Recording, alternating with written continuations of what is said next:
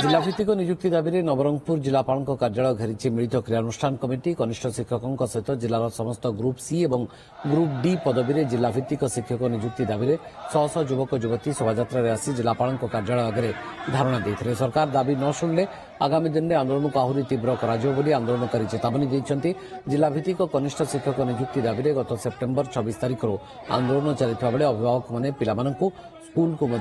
छाड़ी नथिले। नियुक्ति नहीं कौन आलोचना करूनी दुखर विषय विगत दिन मानक जो आम विधायक और मंत्री महोदय जो थे आंदोलन को समर्थन करते जिला भित्तिक नियुक्ति दरकार कहते किंतु आज सरकार जावापर से कथा को माने अणदेखा कर बर्तमान पर्यंत कौन डिस्कसन करना आलोचना कर नवरंगपुर जिलार शिक्षित युवक युवती मैंने जो मैंने अध्ययनरत अच्छा समस्या अच्छी आसी जिला कलेक्टर ऑफिस सामने बस कहीं डिमांड शुणा जाऊना दीर्घ 60 दिन है आम छात्र छात्री मान आंदोलन अच्छा कि बर्तमान सुधा ओडिशा सरकार को तरफ कौन प्रतिनिधि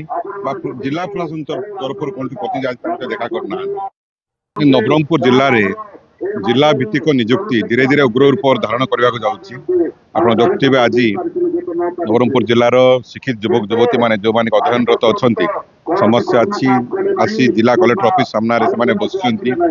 कहीं डिमांड शुणा जाऊना दीर्घ 60 दिन है आम छात्र छात्री मान आंदोलन अच्छा कि बर्तमान सुधा ओडिशा सरकार को तरफ कौन प्रतिनिधि जिला प्रशासन तरफ कौन प्रतिनिधि देखा करना एवं आमर जो न्याय्य दाबी सी ग्रेड एवं बी ग्रेड चाकरी जहाँकि आम पिलांकर पाइबार हक अच्छी बाहर जिलार आसी सब चाकरी नहीं जाऊँ जिलार छात्र छात्री माने दाबी जन सरकार को जदि यह मानि न जाए ताहले ए आंदोलन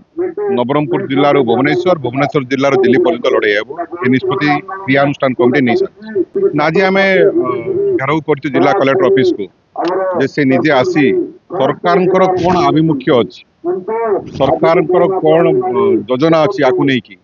संबंध से न जनइबे ताले आम छात्र छात्री माने नेतृवृंद माने आज अहोरात्र धारणा बसवार निष्पत्ति नि